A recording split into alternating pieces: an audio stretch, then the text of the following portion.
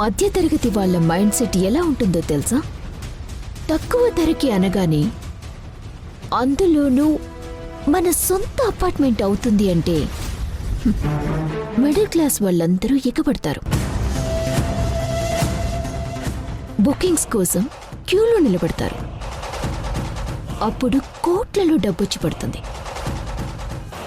ఆ డబ్బంతా city outskirts లో వేగంగా అభివృద్ధి చెందే ఏరియాలో మనం ప్రైవేట్ ల్యాండ్ మీద ఇన్వెస్ట్ చేస్తాం. అదంతా మనం పర్చేస్ చేస్తాం. ఆ తర్వాత 3 years వరకు అదే జనాలకి మీ ఫ్లాట్స్ హ్యాండ్ ఓవర్ చేస్తాము అని మన దగ్గర ఫ్లాట్స్ బుక్ చేసుకున్న వాళ్ళని మనం మభ్యపెడతాం.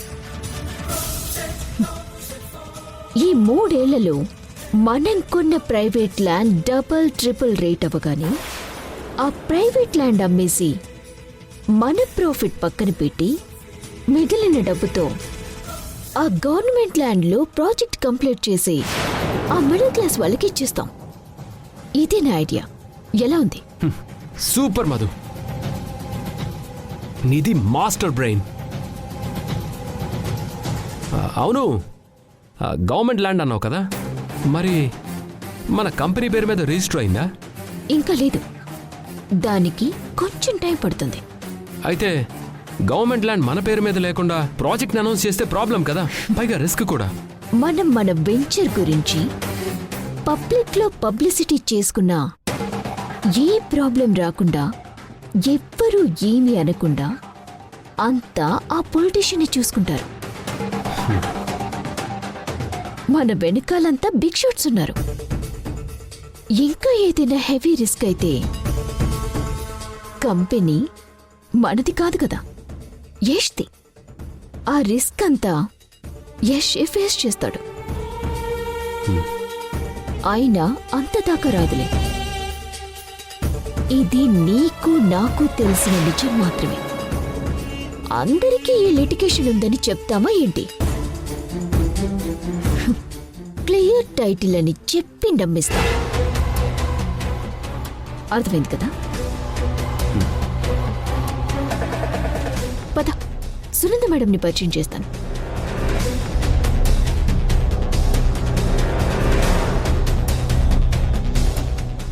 నమస్తే మేడం. నమస్తే. నమస్తే. ఈ పర్సన్ ఎవరు? నా personal manager Praveen madam. Hi madam. Hi. Madhu, ఏదో కొత్త ప్రాజెక్ట్ ప్లాన్ చేశాను. ఏంటది? ఎస్ మేడం, ఎక్స్ప్లెయిన్ చేస్తాను.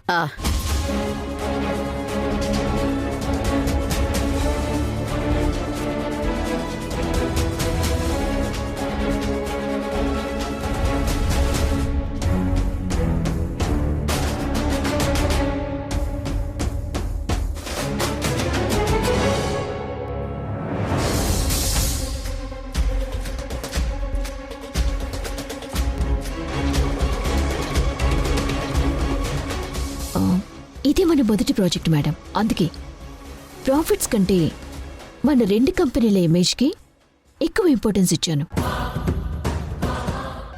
మిడిల్ క్లాస్ వాళ్ళకి సగం ధరకే ఫ్లాట్స్ కట్టిస్తే జనాల్లో మన మీద నమ్మకం కలుగుతుంది. మార్కెట్లో మన కంపెనీ రెప్యుటేషన్ చాలా పెరుగుతుంది. ఇది తొలి వెంచర్ కాబట్టి సిన్సియర్గా జెన్యూన్గా చేద్దామనుకుంటున్నాను మేడం. నాకు లాభాల కంటే పేరే ముఖ్యం. ఓకే, అంతా బానే ఉంది. కానీ వెంచర్ స్టార్ట్ చేయబోయే ఆ ల్యాండ్ పేపర్స్ వచ్చాయా?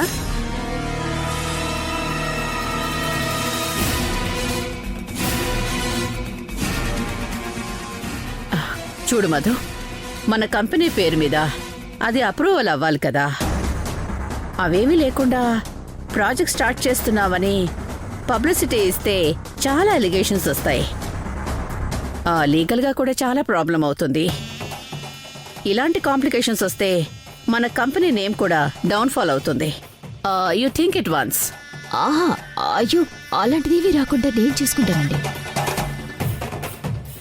పొలిటీషియన్లో ఒకరితోటి డిస్కషన్ జరుగుతోంది. గవర్నమెంట్ కూడా మనకి ఫేవర్గా ఉంటుంది. నాకు మాట కూడా ఇచ్చారు వాళ్ళు. కాకపోతే కొంచెం టైం పడుతుంది అంతే.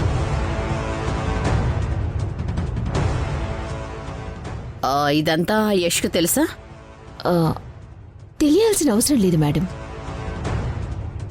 నన్ను పూర్తిగా బిలీవ్ చేసి మా మరిది గారు నాకు ఈ బాధ్యత అప్పచెప్పారు. ఏదైనా సరే నన్నే డెసిషన్ తీసుకోమని చెప్పారు. ఓకే, నాకు కొంచెం టైం ఇవ్వండి, ఆలోచించుకొని డెసిషన్ చెప్తాను. ఇక మీరు వెళ్ళొచ్చు. ఆ, ఓకే. Okay madam. పద ప్రవీణ్.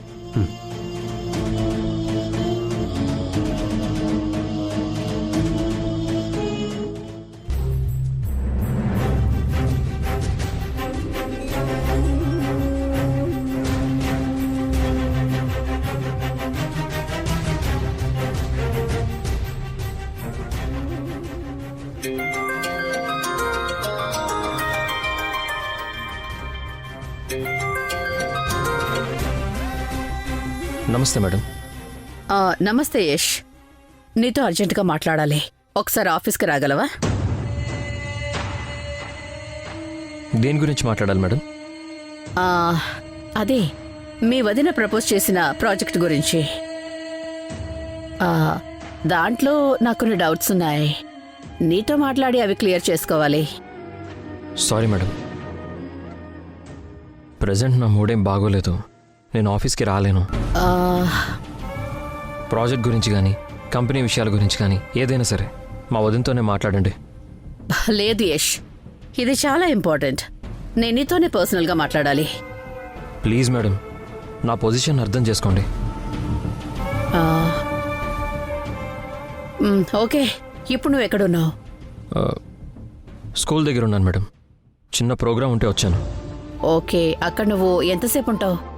ఇంకాసేపు ఉంటాను మేడం. సరే, నేనే వస్తాను అక్కడికి. నేను వచ్చే వరకు నువ్వు అక్కడే ఉండు. Okay madam. ఓకే.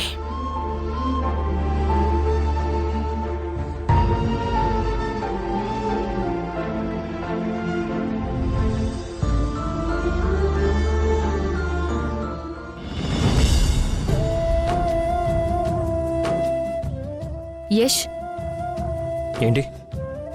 నీతో కాస్త మాట్లాడాలి. చెప్పు. రిషి శశి, టైం అవుతుంది, మీరు క్లాస్కి వెళ్ళండి. అలాగే అమ్మా. బాయ్ అమ్మా. బాయ్ నాన్న. Bye bye.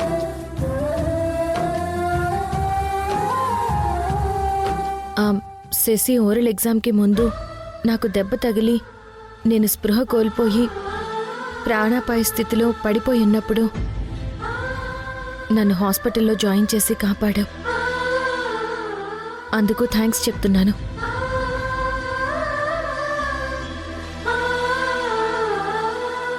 నిజంగా నీ మనసులో నా మీద ప్రేమ ఉండబట్టే కదా నా గురించి ఇంత కేర్ తీసుకున్నావు. పిచ్చి దానిలా మాట్లాడకు సింధు. నువ్వే కాదు, అలాంటి పరిస్థితుల్లో ఎవరున్నా సరే నేను అలాగే స్పందించేవాణ్ణి. నీ మీద ప్రేమ అనేది నా మనసులో ఎప్పుడో పాతబడిపోయింది. మళ్ళీ కొత్తగా పుట్టడం అనేది జరగదు. నిజానికి నిన్ను కాపాడింది నేను కాదు, రిషి. స్పృహలో లేని నీ గురించి ముందుగా నాకు చెప్పింది రిషినే. ఆ థ్యాంక్స్ ఏదో నీ కొడుక్కి చెప్పు. వస్తాను. యష్, ఒక్క నిమిషం. మళ్ళీ ఏంటి? అలాంటి భర్తకి ప్రమాదం సంభవించబోతుంటే భార్యగా నువ్వు ఎలా సంతోషంగా ఉండగలవు తల్లి? నువ్వు కొంచెం జాగ్రత్తగా ఉండడం మంచిది. నా జాగ్రత్త గురించి ఇంత ప్రత్యేకంగా చెప్తున్నావేంటి? ఏం లేదు, ఇందాక నేను పిల్లలు గుడికి వెళ్ళాం. అక్కడ స్వామీజీని కలిసాం. నీకేదో ప్రమాదం జరగబోతోందని స్వామీజీ చెప్పారు. అందుకే చెప్తున్నాను.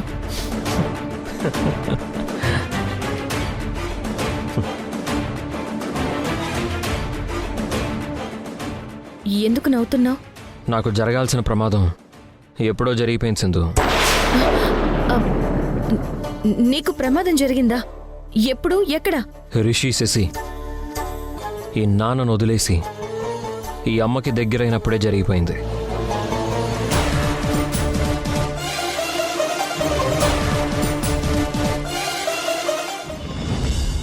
మనిషికి కనిపించే ప్రమాదాలు జరుగుతాయి, కానీ మనసుకి పైకి కనిపించని ప్రమాదాలు జరుగుతాయి. శరీరానికైన ప్రమాదం కొన్ని రోజులకి నయమైపోతుంది. హృదయం లోపల జరిగే ప్రమాదాలు అంత తొందరగా నయం కావు సింధు.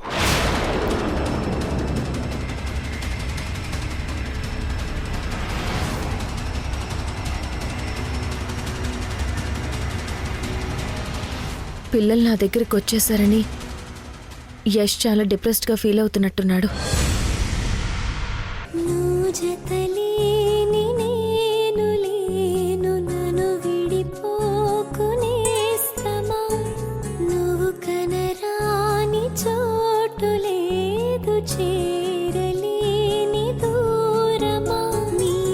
యష్ వెళ్లకుండా ఆగాడేంటి?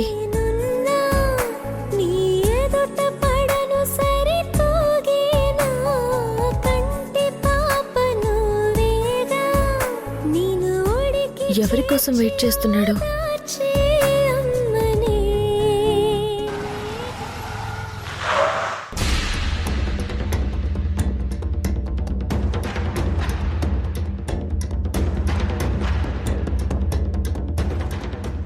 Yash. Hello madam. Hi Yash. మీ వదిన డిజైన్ చేసిన ప్రాజెక్ట్ కరెక్ట్గా లేదని నాకు అనిపిస్తోంది. మేడం ఇక్కడొద్దు, మా ఇంటికి వెళ్ళి మాట్లాడుకుందాం. నాతో పాటు రండి. ఇంటికొద్దు యష్, మనం ఆఫీస్కి వెళ్దాం. మీ వదిన కూడా అక్కడే ఉంది. ముగ్గురం కూర్చొని మాట్లాడుకుంటే ఒక క్లారిటీ వస్తుంది. నాకు ఇప్పుడు ఆఫీస్కి వచ్చే ఇంట్రెస్ట్ లేదని చెప్పాను కదా మేడం. అసలు ఏంటి నీ ప్రాబ్లం యష్? ఎందుకు ఆఫీస్కి రానంటున్నావు? మెంటల్గా అప్సెట్ అయి ఉన్నాను మేడం. ఈ టైంలో ఆఫీస్ వర్క్స్ మీద కాన్సన్ట్రేషన్ చేయలేను. ప్లీజ్ మేడం అర్థం చేసుకోండి. ఏంటి యష్ అర్థం చేసుకునేది? నువ్వు ఉంటావనే కదా నిన్ను నమ్మి నీతో టైఅప్ అయి నేను ఇన్వెస్ట్ చేశాను. కోట్ల రూపాయల బిజినెస్ ఇది. మూడ్ లేదు, మెంటల్గా బాగులేనని నువ్వు సైడ్ అయితే దీనికి ఎవరు రెస్పాన్సిబిలిటీ? లేదు యష్, నువ్వు ఆఫీస్కి రావాల్సిందే, ప్రాజెక్ట్ వర్క్స్ చూడాల్సిందే. రాలేను.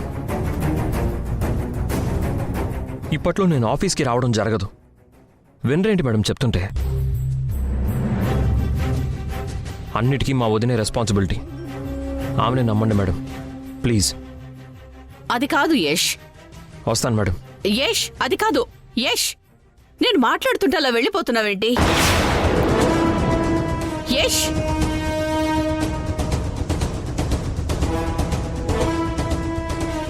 యష్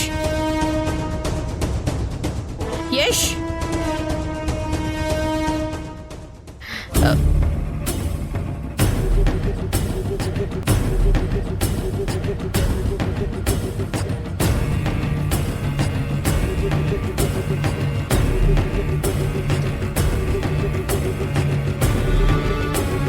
సింధు,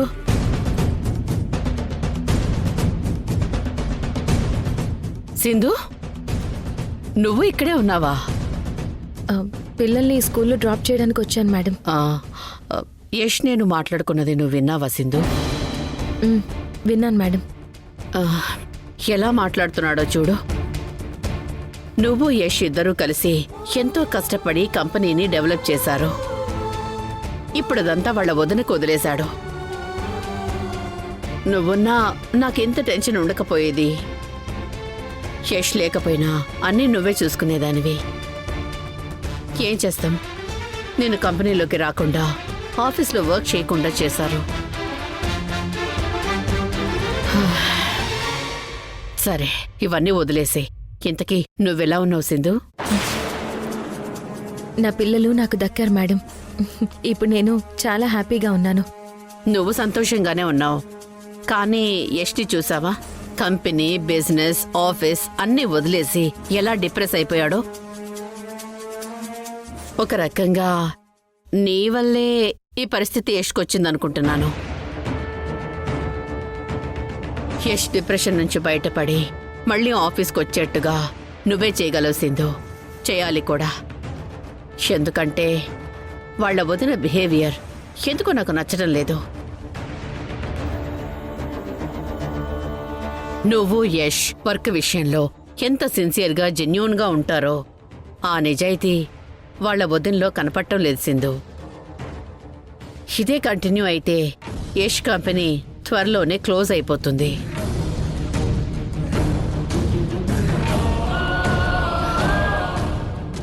యష్ ఎంత నిన్ను కాదన్నా నువ్వు తన భార్యవి సింధు. భర్త మానసిక పరిస్థితి బాగోలేనప్పుడు భార్య దగ్గరుండి భర్త మనసు మార్చాలి. మామూలు మనిషిని చేయాలి.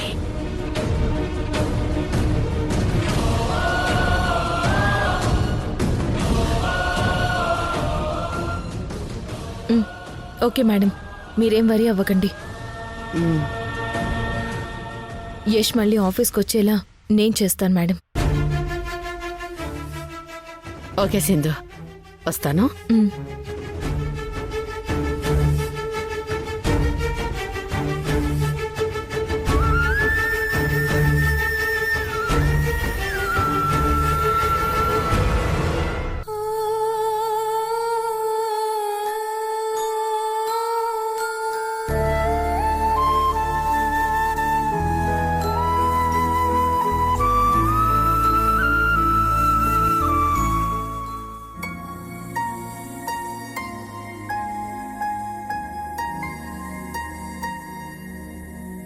నేరమనేది నీది కదా, శిక్ష పడేది అందరికా.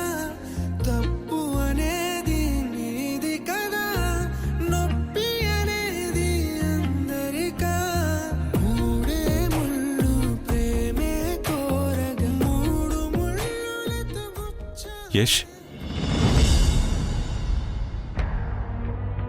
ఏంట్రా ఒక్కడివే కూర్చొని బాధపడుతున్నావు? నేను ఇంకెప్పటికీ ఒక్కడే నాన్న. ఇంక నాకు తోడెవరున్నారు? ప్రాణంగా ప్రేమించిన సింధు నా జీవితంలో నుంచి వెళ్ళిపోయింది. ప్రాణం పెట్టి పెంచుకున్న పిల్లలు నాకు దూరం అయిపోయారు. నేను ఒంటరిగా మిగిలిపోయాను. నేను ఒంటరినైపోయాను. యష్, నీ భార్య పిల్లలు నిన్ను వదిలి వెళ్ళలేదురా, నువ్వే వాళ్ళని వదిలేసుకున్నావు. నేను సింధుని, రిషిని, శశిని వదిలేసుకున్నానా? అన్నీ తెలిసి కూడా తప్పు నాదే అన్నట్టు మాట్లాడతారేంటి నాన్న? నువ్వు తెలిసి తప్పు చేస్తున్నావని నేను అనడం లేదురా. నీకు తెలియకుండానే నీ వల్ల తప్పులు జరిగిపోతున్నాయి అంటున్నాను.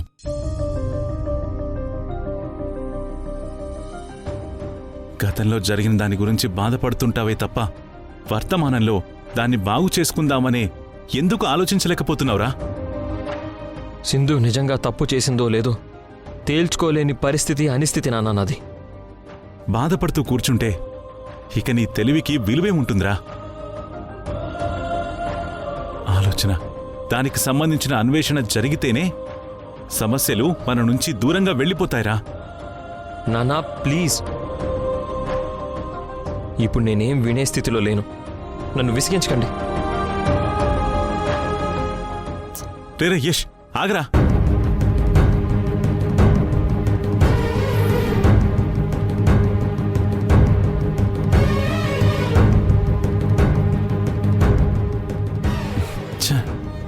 వీడికెలా చెప్తే అర్థమవుతుంది?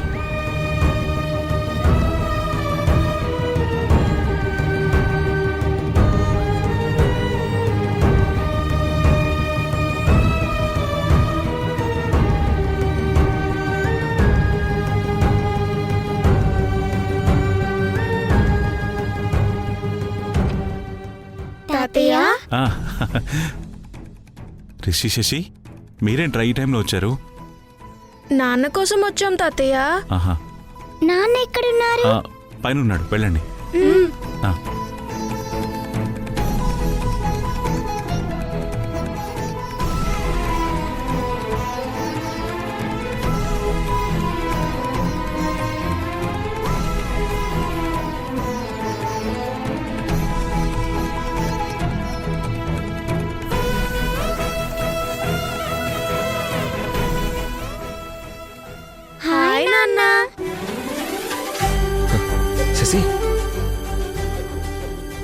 రిషి ఏంటి ఈ టైంలో వచ్చారు? నాన్న భోజనం చేశారా? చేశాను. అబద్ధం చెప్పకండి నాన్న, మీరు భోజనం చేయలేదు. చూడండి ఎంత నీరసంగా ఉన్నారో. నాన్న మేము నీకోసం భోజనం తీసుకొచ్చాం, కూర్చోండి పెడతాం. కూర్చోండి. కూర్చోండి నాన్న.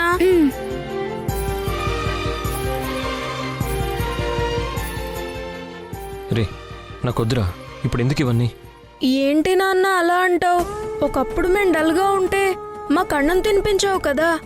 ఇప్పుడు నువ్వు డల్గా ఉన్నప్పుడు మేము అన్నం తినిపిస్తే ఏమవుతుంది చెప్పు? తిన్నానా? ఇప్పుడు మేం కూడా నీకు అలాగే తినిపిస్తాం.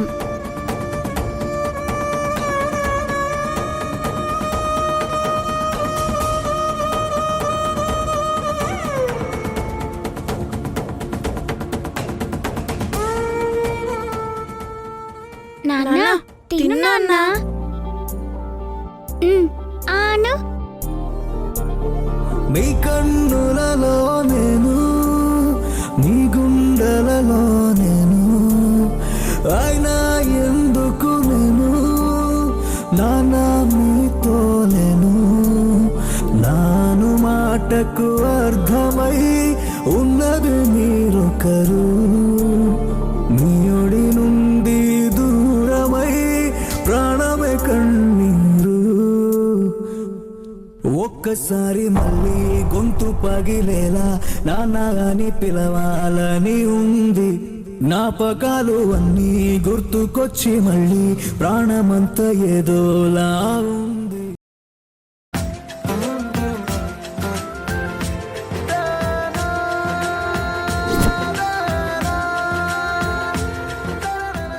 ఈ పాటికి యష్ నేను పంపిన బొకే చూసే ఉంటాడు.